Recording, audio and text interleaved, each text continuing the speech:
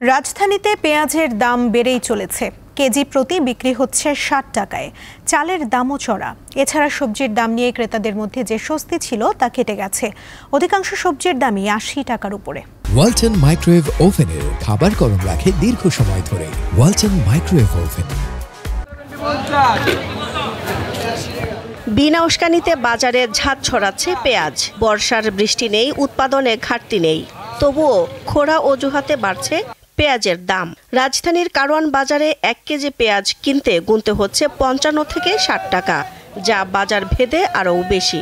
রমজানিদের পর ৪০-৪৫ টাকা ছিল, তারপর কিছুদিন পর হলো আপনার ৬০ টাকা, এখন হলো ৫০-৫৫ টাকা। একটু আমদানি কম ছিল বলে পেঁয়াজের দাম বাড়ছিল, আবার আমদানি হয়েছে আর পেঁয়াজের দাম কম আছে। এমন আপাতত বাড়ছে কত ৬০ টাকা, ৫৫ টাকা, ৬০ টাকা করে এখন পেঁয়াজ বিক্রি হচ্ছে।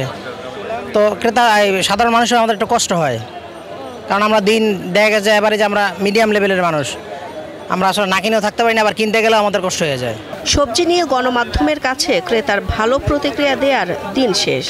প্রায় প্রতিটি সবজির দাম ৮০ টাকার ঘরে, তাই মন ভালো নেই নিম্ন ও মধ্যবিত্তের। পটল বিক্রি করতেছি ৬০ টাকা, ভেন্ডি ৫০ টাকা, বটবটি ৭০ টাকা, টমেটো বেশি ৩০ টাকা, শসার কেজি ৬০ টাকা।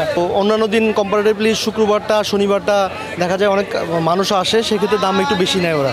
সরকারকে উদ্দেশ্য করে বলতেছি, সরকার যদি এই আমাদের যারা নিম্নবিত্ত মধ্যবিত্ত লোক আছে তাদের যদি না দেখে তাহলে তো সমস্যা।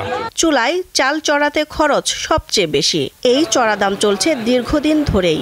বাজার ঘুরে দেখা যায় একটু সরু চালের ভাত খেতে হলে অন্তত ৮০ টাকা খরচ করতে হবে। যে মিনিকেট চাল ছিল আপনার ৭০ টাকা, এখন ৯০ টাকা। যে আটার চাল ছিল ৫৫, এখন ৬৫ টাকা। যে নাদির চাল ছিল ৭০-৭২ টাকা, এখন ৯০ থেকে ৯৫ টাকা। সরবরাহ ভালো আছে, দাম বেশি। তেলের দাম লিটার প্রতি ১৪ টাকা বাড়ানোর পর থেকে সরবরাহ প্রায় স্বাভাবিক।